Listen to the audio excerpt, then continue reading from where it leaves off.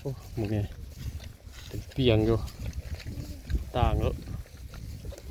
ตัวเห็ดน้ำลังกันนี่เนาะทีปัดกะมาโยน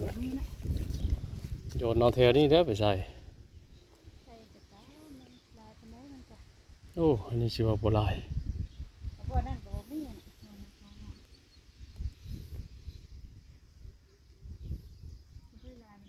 ตีสิกักน้ำมันแล้วบาดเลยมันตกเลยเอาน้ำให้หน้าเขานี่ได้นี่ที่เตะบ่อคอแล้วเลยกับไล่ลงแล้วเล่นเขาให้แล้วบ่อึดเอาน้ำมันได้เวลากักน้ำเลยยังบ่เอาน้ำเข้าอยู่เลยเสียเวท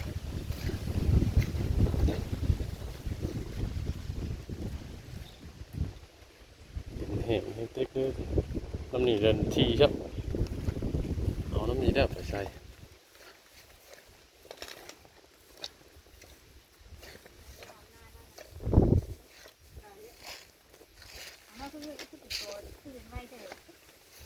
ขึ้นมา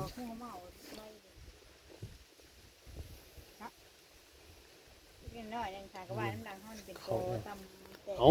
จะไปนอนอันนี้ก็ได้นาโนนเราก็บ่มีนาโนนเราก็บ่ได้อันนั้น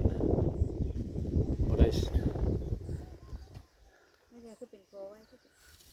ไปครับปอดเดี๋ยวตอนบ่ายเดี๋ยวสิเอาไม้ลงมาใส่อีกไม้ลงมาเฮ็ดโตงแล้วก็มาเลาะเบิ่งให้เบิ่งหน้าเลยเฮ็ดหน้าบ้านเบิดแถวนี่ปู่ออกเป็นจุ่มอยู่กล้าหาก็ออกเลยก็เดียวไปปู่เกี่ยวกันนัวหมดเลย